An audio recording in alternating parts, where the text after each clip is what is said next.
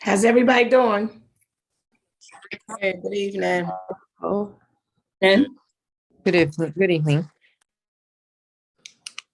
hi, good evening. This is Bernadette Mills. Hello, thank you for coming. Thanks for having me.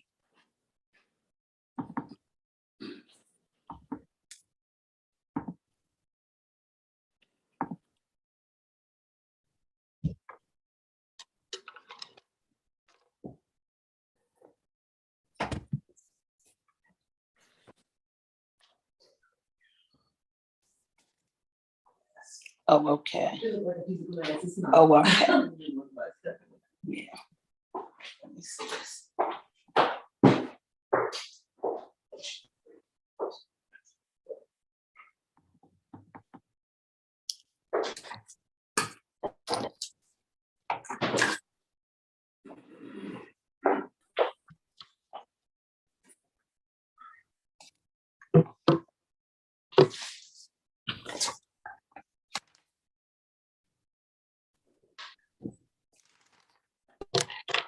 Okay, good evening, everyone. Good evening. The meeting is now called to order. This is the Health, Aging, and Disabilities Committee meeting for May 25th, 2022. I am the chair, Councilmember Brigida Fields for the 5th District. At this time, I will call the roll for those members of the committee first. Maria Cabrera, Vice Chair. Councilwoman Yolanda McCoy. Here. Councilmember Albert Mills. Present. Councilwoman Xanthia Oliver. Present. Council President Trippy Congo. Okay, good evening. So the agenda for this evening, we're going to hold. Let me just say this, I'm sorry. There will be two presentations and there will be some resolutions that will be read. Resolutions 343, 344, 346 will be held for the Health, Aging, and Disability Committee meeting on Wednesday, June the 22nd. With that being said, presentation by High Impact 2B on Grandparent Virtual Academy will begin. Do we have someone to speak to that? Yes, Bernadette Mills. Good evening, and I would like to say thank you so much for having me. I appreciate it, Chairwoman Brigida Fields, and to each of the council persons whom are available on tonight. I want to be especially sensitive to your time. As you see, the slides are there for all who would like to access the materials even after this particular moment. As she stated, my name is Bernadette Mills. I'm the CEO of High Impact, and I'm here to share with you one of the components that we implemented in our 4-week High Impact Parent Academy. And one of those were grandparents raising grandchildren. And as you can see on the screen, if you could go to the next screen for me, it will go to what we're going to accomplish in this short couple of minutes. If you would move the screen to the next slide. Wonderful. What I'm going to give you at this time is just an introduction of who I am and the program and the research. While they're getting the slide, I'll just go ahead and in the essence of time. My name is Bernadette Mills. I've been the CEO of High Impact 2B since 2015. And you'll see in the slide package where it'll give you a little bit about my background. I am a Harvard University certified parent and family engagement. I also have my master's degree in secondary school counseling from Wilmington University and my bachelor's of arts in business of education from Temple University. And I am licensed and an ordained minister, and I'm the executive pastor at Through the Word Church.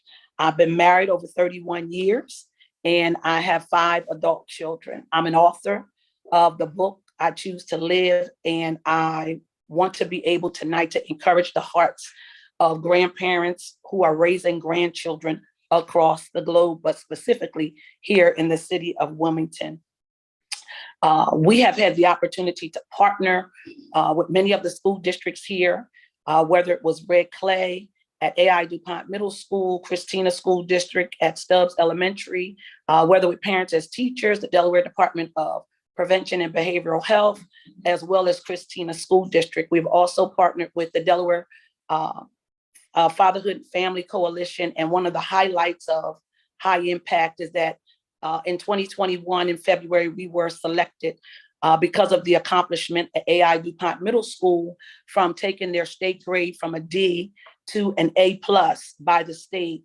We were invited to speak at the Atlanta World Congress, along with Dr. Susan Hutman, on behalf of the National Education Conference. And so with that shared, my heart is to use that same data that we've collected, where we understand, according to Health and Human Services and the Commission for Grandparents, that there are over 3 million, MILLION, grandparents raising grandchildren.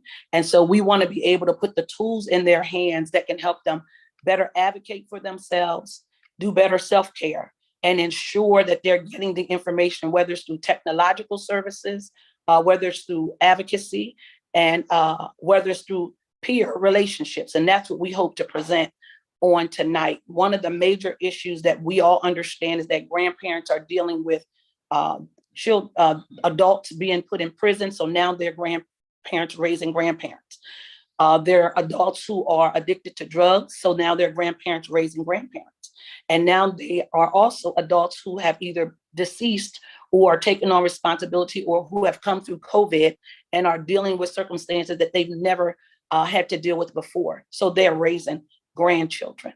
And so we have 4 grandparents here who are going to share with you some of the tools, resources, and ways that they have dealt with the circumstances at hand. And so at this moment, I'm going to have Miss Leslie Lindsay come, and each of them going to talk for about 45 seconds so we can stay within the time frame that's been provided to us. Hi, my name is Leslie Lindsay, and I am the owner of Tropical Smoothie Cafe in Newark, Delaware. I have 2 beautiful grandsons that I am co-parenting with my daughter, and they live with me. And so I have the responsibility of making sure that they get to school on time, that they get home, get off the bus, helping with homework, and we divide their homework up based on, our strengths and our weaknesses with my daughter, but just making sure that well-roundedly they have the resources, they have the support that they need at home, because my daughter has a works, and she also is involved with in the school district, and so her hands are full. And so being a single parent, I just provide that support for her. Well, you've heard from Leslie Lindsay. Now you're going to hear from another grandparent, who is Judy Hutt. Let's have her come at this time. Good evening. My name is Judy Hutman, and as Pastor Burns stated, I am a grandparent. I am a grandparent of 3 grandchildren, ages 12, 10, and 6. I have one of my daughters who is a single mom who does live in the same household with us, with her 12-year-old. And my husband and I are responsible for co-parenting. And I take her to school in the morning. I pick her up. There's early dismissals. I was on Zoom during COVID, taking care of all the technical issues, financial support, biblical support, and I assist wherever I am needed.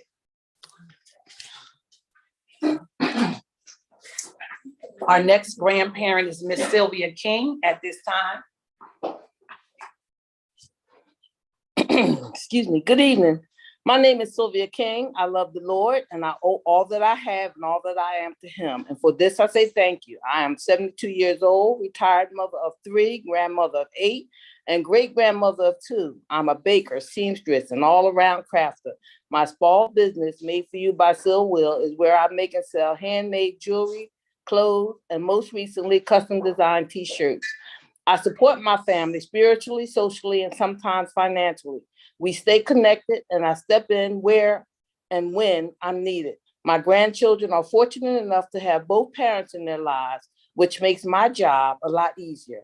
Sometimes meeting the demands of grandparent today can be stressful. Stress kills, so it's paramount we keep our stress level to a minimum. It's a fact. People with hobbies live longer. So get yourself a hobby. And if you need some help, I'm your person. Awesome. I just want to share with you while you're watching and listening to these grandparents who are so successful. Here are some of the crafts that Sylvia King talked about that she has had some of us make, some of the women. And our final grandparent is Janice Lamons at this time. Hello, my name is Janice Lamons. I am the grandparent of 2 grandsons.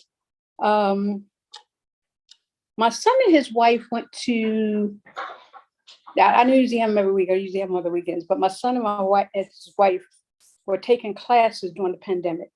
The most thing I found during that time was frustration because we didn't know what to do. The mothers didn't know what to do, the kids didn't know what to do, the teachers didn't know what to do. So I said, God, what do we do from here? And so what I found out with the grandparents is that they need lessons. They need to learn something. They do it home from school, from home, but they need to be able to interact with somebody for that time so that they will be able to support their children. And another thing that took place was I had to learn patience because I had to come to realize that nobody knew what they was doing. This was brand new to all of us.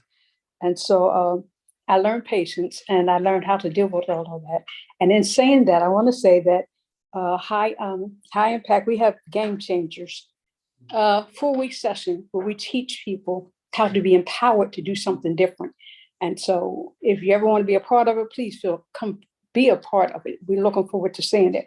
But I'm so grateful to what God has done in that process. I learned much. I learned how to work the computer another way. But I'm so grateful that I had that. And that's what I believe grandparents need. They need to be caught up to where with the world we're living in today. Thank you so much. Wonderful, wonderful, wonderful. Well, that's just a snippet of some of the things that we do in high impact. And these are some of the grandparents whom you heard tonight that are able to impact the lives of so many others, whether they're retired, currently owning businesses as entrepreneurs or authors or mental health specialists, or raising grandparents hands-on.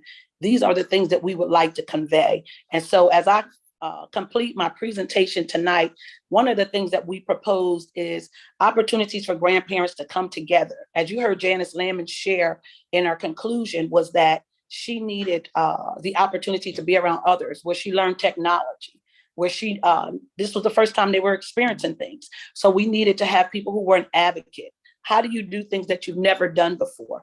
We have those skill sets that we're able to expose them, have an exchange of resources. We partner. One of the persons that you see as a resource is Nancy with Easter Seals, who also provides daycare resources. They also provide technology training. They also provide transportation. So transportation is a big deal. Many seniors or grandparents don't want to come out at night. One of the things we do, we come to where the grandparents are.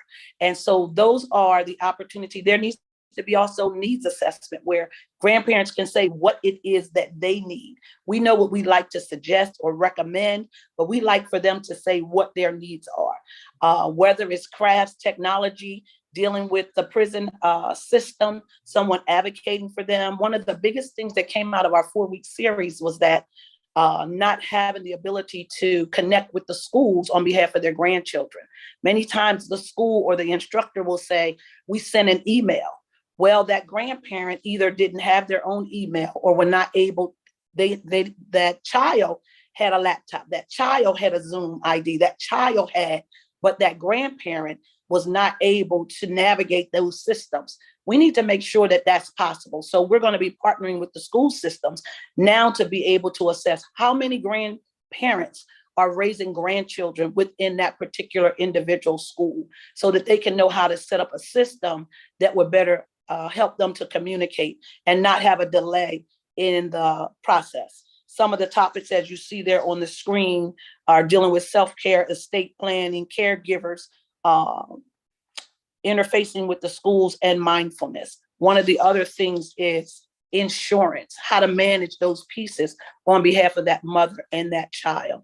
Well, you can see some of the things that we're doing if you look at the slide that we presented. It talks to you about our virtual academy. It talks to you about our education seminar and the game changers that we have 4-week series.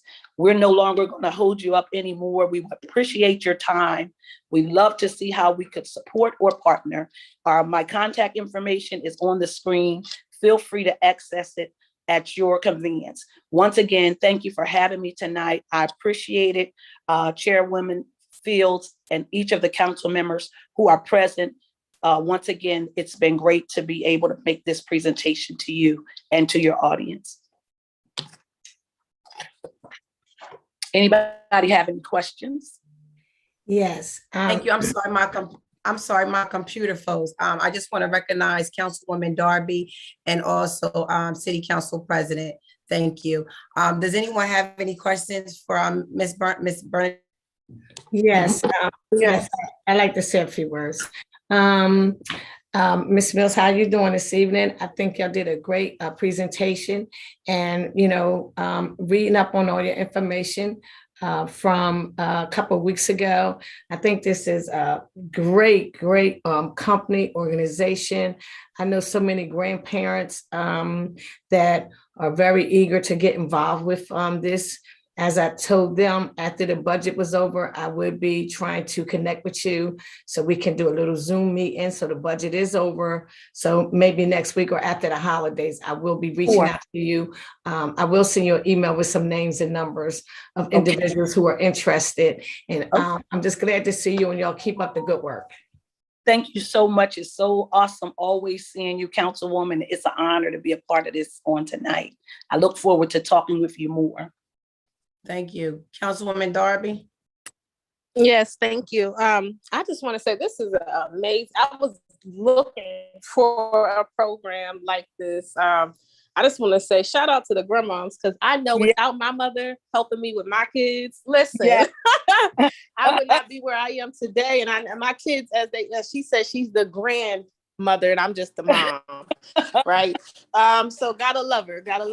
Yeah. But I do want to say that have you guys partnered with the Wilmington Senior Center? So within my district, I have a Wilmington Senior Center. I'm in the process of setting up a fund for any elders who qualify to go to the Wilmington Senior Center, any seniors that I would pay for their membership and for them to go on any activities or trips. So I would love to partner with you. And I'm also in conversation with Red Clay School District. Okay. On talking about transportation for children who are going to Shortridge and Warner. So in my district, I have 2 elementary schools. And a lot of times, if you're an elder and you can't walk, even though the buses don't come pick you up, you're not in that radius, it's still hard for you to walk that 1 mile with your grandbaby to school. So sometimes you have 5-year-olds, 6-year-olds walking by themselves. And, in the wintertime, it's dark, right? So that was brought to my concern. So I would love to bring you in on a conversation with Red Clay School District about transportation in my district for grandparents and for their children to get to Shortridge and Warner. So I would love to connect with you. I'm going to say it's great work that you're doing. And again, shout out to all the grandmoms, because I know they matter, especially for this. I so appreciate it, Councilwoman Darby, and I look forward to hearing from you. My contact information is there and I'm available. Thank you. Council President? Yes, thank you, Chairwoman. Just kind of echoing the sentiments of my colleagues. Just want to thank you, ladies, for everything that you are doing. And just please let us know, how we can be of any assistance. I know you know how to get in touch with Councilwoman Fields, and she will relay the message, but great work, and you'll definitely appreciate it. Thank you so much, Council President. I appreciate you being present. Thank you. Anyone from the public have anything to say? Okay, anybody on council before I say my last remarks? I just really want to say thank you so much, Ms. Bernadette, for coming on tonight. I've been pushing and we were trying to figure out a date, but I just think it was very pertinent that we allowed the aging to understand that we are here for them, and this is a platform for them to be able to let us know what they need from us as far as City Council. And help and how we can partnership with your organization as well. So I just want to say thank you for coming. Presentation well done. I know your information is out there, and we're still going to run this. We're going to still continue to run this meeting on WITN and Zoom. So if anyone needs to, if anyone needs to see this again, they will have the chance to. So again, thank you so much for this evening, and tell the ladies I remember them from. Yes. Chairwoman, you're Just- season up. They so enjoyed you. It was so good to have you on, and we so appreciate the work that you're doing along with the council. And we just say thank you again, and we look forward to the next time. No worries. Hold on. I think Councilwoman Cabrera. Yes, I am so sorry. I was trying to make a comment. I just want to say thank you for the work that you're doing. Sure. As a grandparent now myself, I can only imagine that after we raise our children, everything that we go through to then have to raise grandchildren again. It's such a vital service that you're providing as we see more mixed families now. What makes the family unit? Please count on our support. Anything I can do to help you personally, and as well as helping the Hispanic abuelos and abuelitas also get some of the resources that you're providing. I certainly would like to entertain making some of that information available to them, even in a bilingual format, and see how we can incorporate them to also join in your efforts. Wonderful. Well, I look forward to that. And please feel free to reach out to me. I'm available, and I look forward to following up with each of you. I look forward to it as well. Thank you. Thank you so much, Ms. Bernadette. All right, our next presentation is going to Touching Hearts Project regarding CPR and AED usage. Is anyone here to speak to that tonight? Yes, I am. Thank you. Thank you, Councilwoman Fields. My name is Tara White. I am the president of the Touching Hearts Project. We are a Maryland and Delaware-based organization, a 501c3. Just a little backstory and a little bit of history about myself. I am an emergency medical technician at EMT, and what brought me to that this venture in my life is 2015, and forgive me, I'm under the weather, so having a little bit of respiratory stuff going on if I'm coughing or anything. But in 2016, excuse me, my family was going on a vacation. My uncle, we were going to Disney World. We were driving because we had my uncle with me. And so we drove him from Atlanta to Orlando. We get to a rest stop in the south part of Georgia, and he starts to choke on a hot dog. Long story short, he ends up needing a CPR. None of us really knew what to do. But luckily there were two nurses who were in the area. We were about 2 minutes from a hospital. They began CPR, but that was kind of the catalyst into me learning CPR. I then became a CPR instructor and kind of evolved from there to where I am today as an emergency medical technician for both the state of Delaware and the state of Maryland. Excuse me.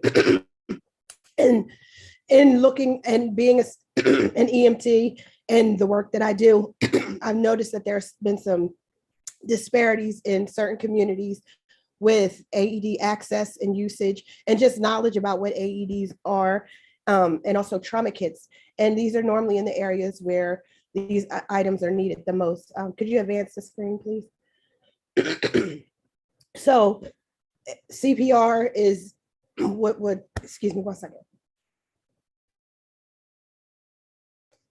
CPR, if it's given early on, it will be the difference between life or death for a person who is in cardiac arrest, whether they are elderly and they, just have heart problems, if there's massive bleeding, shock. There's a lot of different reasons why people end up needing CPR.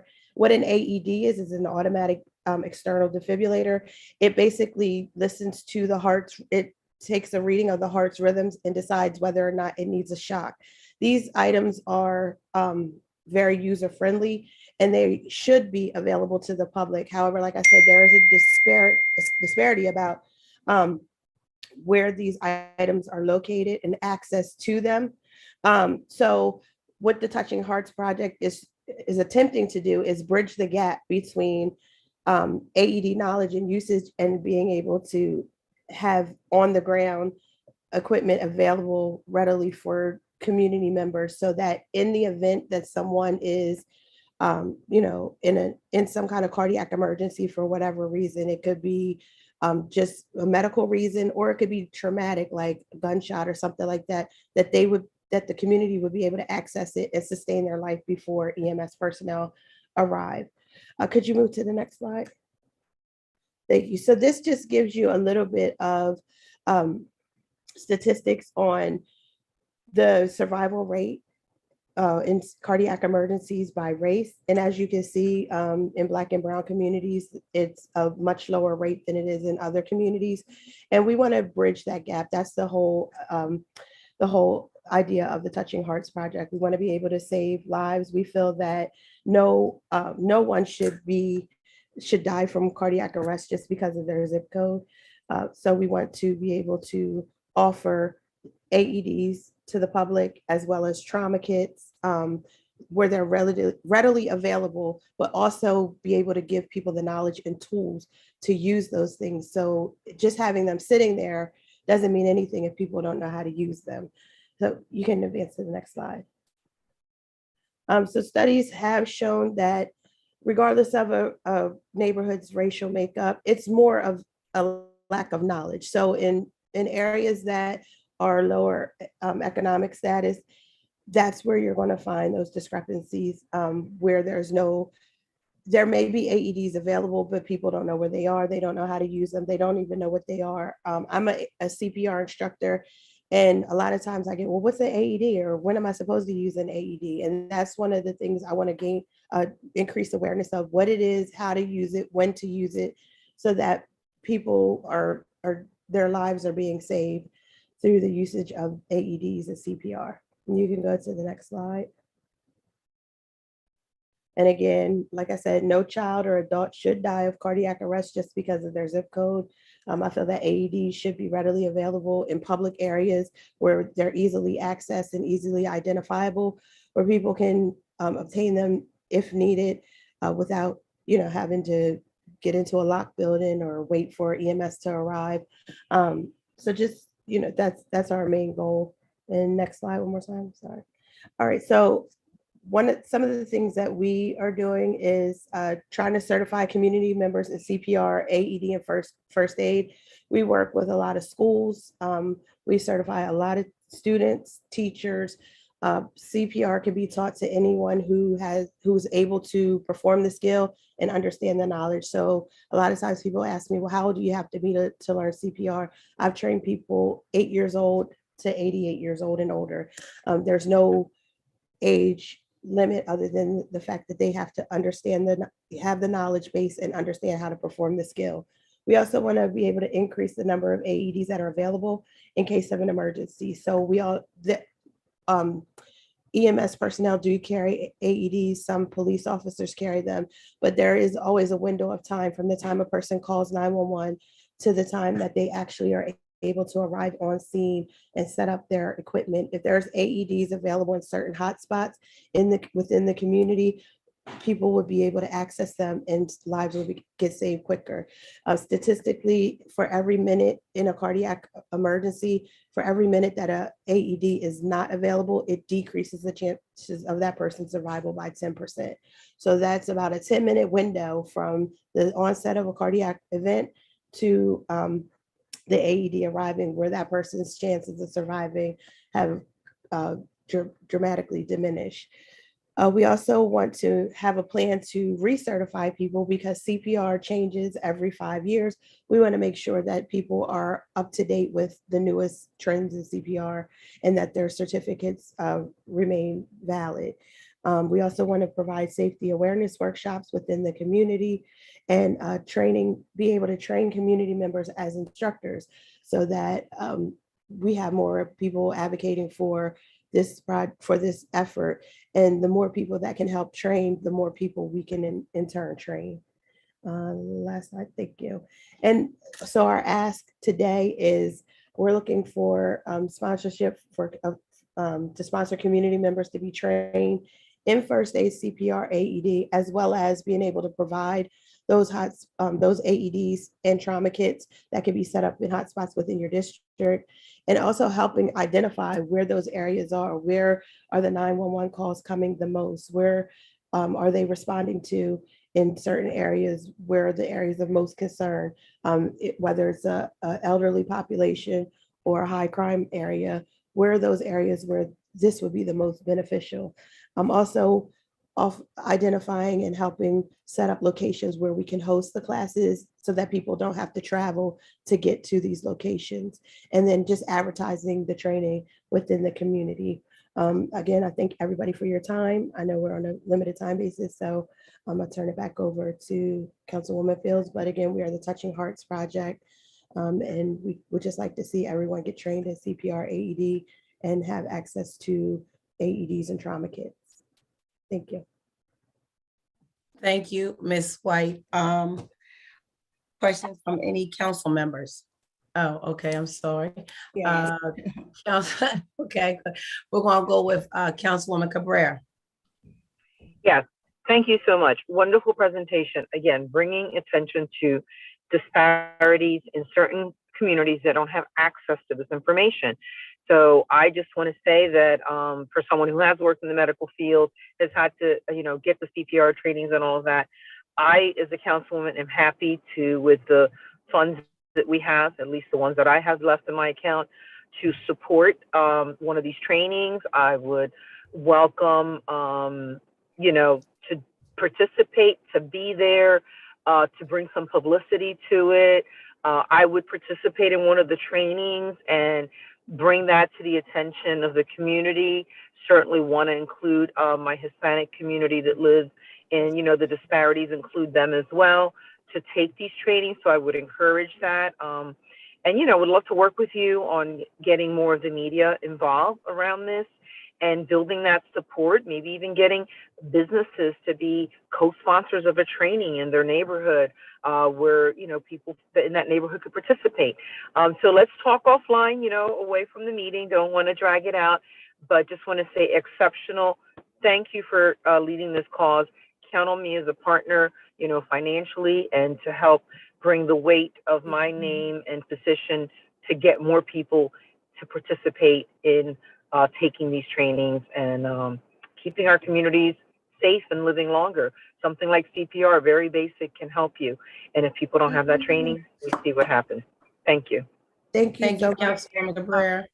And can I just add that in our Maryland location, we have a lot of bilingual instructors, but I've been having a great time trying to get bilingual instructors in Delaware. So if that would be wonderful, because I feel like we really need to bridge the gap there. We've tried to reach out to various different parts of the community with no success. So if you can help with that, that would be awesome. Thank you so much. Councilwoman McCoy. Thank you very much, Madam Chair. Actually, I didn't know whether or not Councilman Oliver wanted to say something first. I think I was kind of at the. Thank you. Oh, I'm sorry. Yeah, no thank you, McCoy. Thank you, Councilman McCoy, because my hand was up. I just wanted to say to Ms. White, I think this is excellent. I mean, I know how to do CPR very well, but you don't find a lot of people in our community that is aware of how to administer CPR. So kudos to you. And thank you, Councilman Fields, for bringing her on. And we'll talk offline. Thank you so much. Thank you very much as well. Thank you. Now, Councilwoman McCoy. Sorry. Thank you very much, Madam Chair. Thank you so much for this presentation. I am glad to actually participate. Would like to know, what would you consider like what a class should look like when it comes to numbers, and just to give us an idea of how many we should be trying to recruit in order to put together a class? Good question. Most classes have about 10 to 12 students. For it to be an effective class, each instructor can manage 12 students and stay in compliance. So if that helps, I hope that helps. Okay. Yes, it does. And may I follow, Madam Chair? Of course, sure. Okay, just wanted to state that my district actually has a very diverse population. Would like to probably partner with Maria actually at some point when it comes to making certain that the Latin population is able to attend one of these groups. And I do still have pretty good connections at the West Side Family Healthcare, where mostly all of their MAs are bilingual, and perhaps we can find someone who can help us when it comes to putting this class together. That would be excellent. Thank you so much. I will be looking to get, I guess, some information following offline so we can connect. Thank you. Councilman Fields, it is something wrong with my hand. I'm sorry, raising my hand. I'd just like to have a follow-up if that's okay with you. Sure, yeah, that's fine. Now, I just wanted to say when Councilman Fields had mentioned that you were coming on, and she had mentioned that something about William Hicks Anderson, and this would be good for various recreational centers. I can see what you was talking about now, because they're in there playing basketball. People have a tendency of falling out if they're dehydrated. So I just wanted to give kudos to Councilman Fields. Now, and I see what you were saying now, and I see the presentation. Thank you. Thank you. Council President Congo. Yes, thank you, Madam Chair. Just a quick question. Where are some of the AEDs normally placed throughout different cities or neighborhoods? So generally speaking, most AEDs are going to be placed in areas where there's a lot of people. However, I don't know that it's certain areas aren't mandated. So, you know, you would think AEDs would be in schools. A lot of times they're not.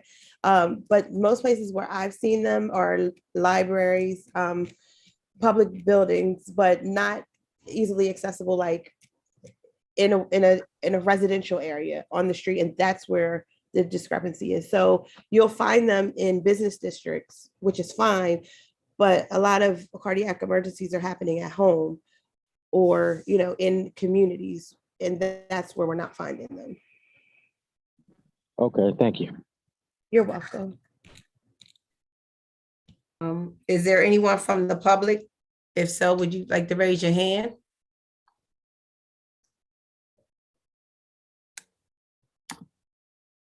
Okay. I would just like to follow up and so much, Ms. White, for coming. I really appreciate you doing your presentation. This is what it's all about, informing our city council members about programs and projects like yours, as well as Ms. Bernadette's. That way we can support you the best way we know how. Again, I really thank you for your presentation, and you're going to get a lot of emails and phone calls from my colleagues. And that's the whole point of this. The only way that we can move the city forward is by connecting and working well with each other. So again, thank you so much for your presentation. Any last words?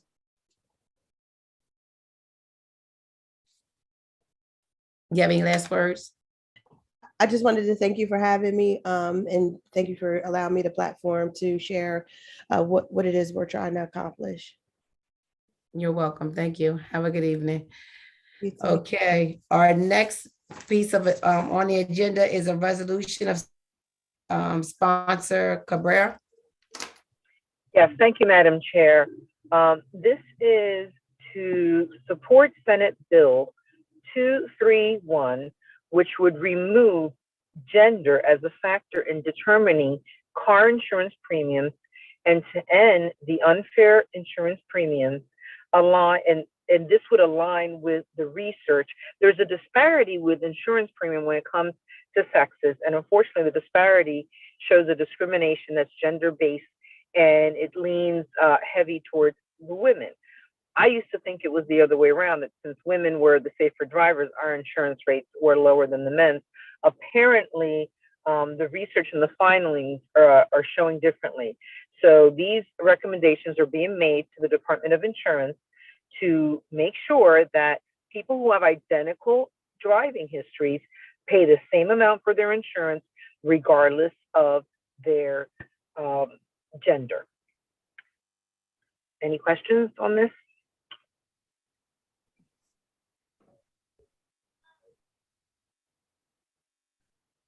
Any questions from the public? Councilwoman Darby. I don't have a specific question, question, but I do want to say that I think this piece of legislation also moves in the right direction for we're moving into more of a inclusive society in regards to how people want to identify or whatnot. So I just think this is a great piece of legislation. I'm in support of it on the state level because I also think it hits on a whole nother issue of equity within the LGBTQ community in regards to identification. So I just want to say I support this, and this was a great bill. Thank you. Anyone from the public? Oh, okay, there you go. Councilwoman McCoy. Thank These you, Madam. hands are getting me confused. I apologize. I know you're fine. Thank you, Madam Chair. I just had a question for the sponsor. Just wanted to find out whether or not, I guess our insurance commissioner, how they were on this. This is actually very surprising that we're still in this time frame having like differences in the rates according to gender, and just wanted to know whether or not there had been any conversations of such with the insurance commissioner. I personally had not had any with him because I was quite shocked that this was happening. I really thought it was the opposite, that women were getting the cheaper rates. So I wasn't going to make any noise about that. But apparently in looking at our regulations, it needs to be changed by the General Assembly for this not to go on. I personally have not had conversations with him, but I'm sure that the sponsors in the General Assembly have had probably their discussions, and I'm sure he's on board with making it equal and fair across. Okay, thank you. Okay, any last words from the sponsor? I just want to say that this is just one, and I'm sure that if we start searching, for needles in the haystacks, you're going to find that there's a lot of legislation that still exists in our nation and even right here in our home city and state that has a lot of biases. And this is where we as legislators would do our due diligence to review laws and regulations to make sure that they are to the current standards, because we all know through the evolution of history that women's rights and that we have not had equality in this country, and we're still fighting for equality. We're still fighting to get paid, the same amount that men get paid for doing the same job. We're still fighting for maternity leaves, and a lot of the resolutions that are coming forth past mine that Councilman Darby is sponsoring is leading to a lot of the examples where women are not treated the same when it comes to childbirth, medical, so many different things. So as legislators, I would, especially us now having a council made up of so many women, to really start looking and working with our other female legislators on what else exists in the rule books and the law books that needs to be changed and brought to modern standards so that we have equality across the board at least in our state and in our city. That's it. Thank you. Well, thank you, Councilwoman. Oh, Lord, Cabrera. This is a resolution and it doesn't have to be voted out of committee, and this will be heard on city council meeting on June 2nd. Our next resolution, 234, represented by Councilwoman Darby. Yes, thank you so much. So this piece of resolution, this is focused on extending Medicaid coverage after birth for up to a year, so in the postpartum stage. And with this piece of legislation, we will be able to address postpartum depression and anxiety, which specifically for Black women, we're more likely to suffer from postpartum, least likely to be screened, and when screened for it, least likely to receive treatment. So I'm just in full support of this legislation. This piece of legislation is not a part of the Momabus package, which I'm going to talk about when we get to the next piece of legislation. This was actually a part of the legislation on the books last year, a part of the General Assembly. So this year is going to get voted on. Medicaid is in full support. We sit with them in these meetings, and they are excited and already implementing ways to extend Medicaid coverage after having a baby up to a year. So I'm just excited to be supporting this legislation tonight.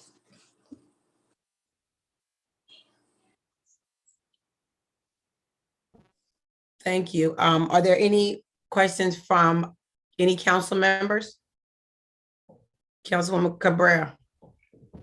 I would ask to be a co-sponsor. I think this is good legislation. There's quite a few items on tonight's agenda that bring fairness to the medical practices among females. Thank you. Anyone else? Councilmember Mills. Yes, I too, Madam Chair, would like to be a sponsor as well. Be added on. Thank you. Thank you. Kieran, are you able to, you're recording this? Yes, I'm noting the sponsors. Thank you so much. If there's nothing else, this will be moved to the June 2nd City Council meeting. This is a resolution, so this will be moved. This doesn't have to be voted on, and it will be moved to the City Council meeting on June 2nd. Council Member Darby, she has resolution 340.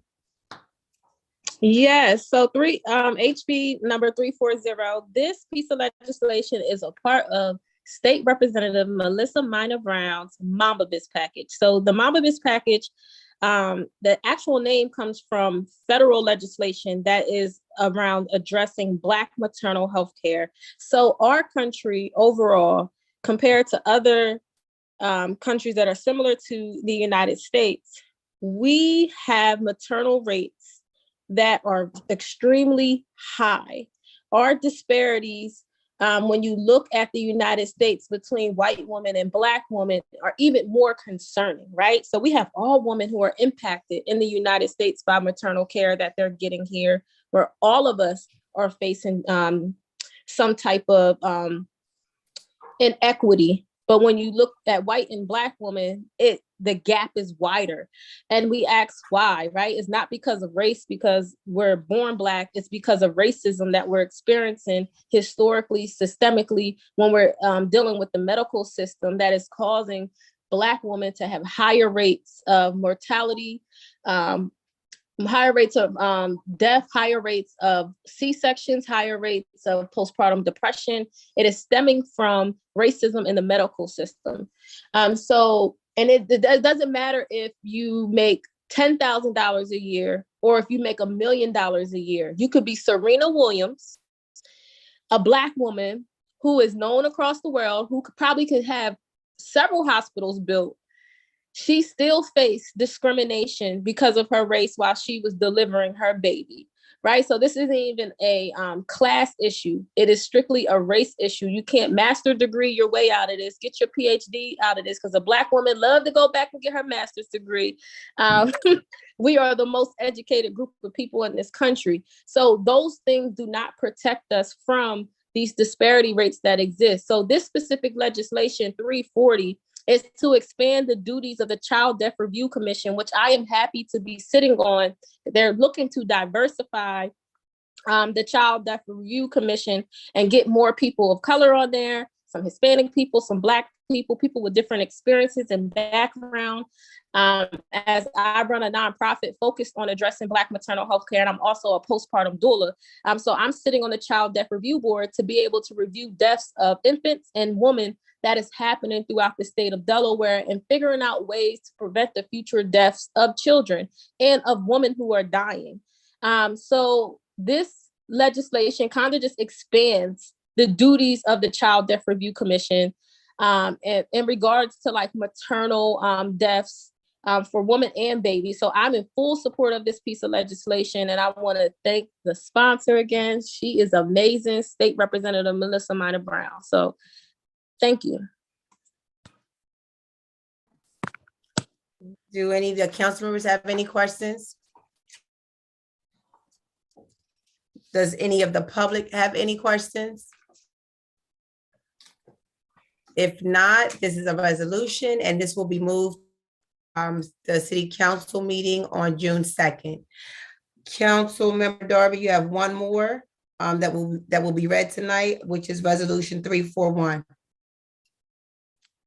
Okay, so this resolution 341 is to exempt pregnant persons or primary caregivers of infants from TANF. So TANF is basically, I think most people know that as like getting welfare from the state, getting a check each month if you're not working. As someone, I had been on TANF before and I received welfare before. When you get TANF, there's a work required. So a lot of times people have this false assumption that people are just sitting home getting checks. No, they make you come in and do workshops and they help you get a job, right? So it's like mandatory for you to get your money each week. You have to attend these things. However, what's happened is that people who are pregnant, some of them do right after they have the baby, they have to continue on with trying to fulfill those requirements, right? And a lot of times when you just had a baby, even 6 months, you still need time to recover and bond with your baby, right? So we're looking to extend the period to allow for people who are in the postpartum stage to be able to recover. And then I know State Representative Melissa Maida Brown is making some amendments to this because we're looking to see if maybe possibly we can do some birth classes, postpartum classes with this population of people, instead of having them working on trying to get a job while they're just 6 weeks out of having a baby when they should be bonding with their child.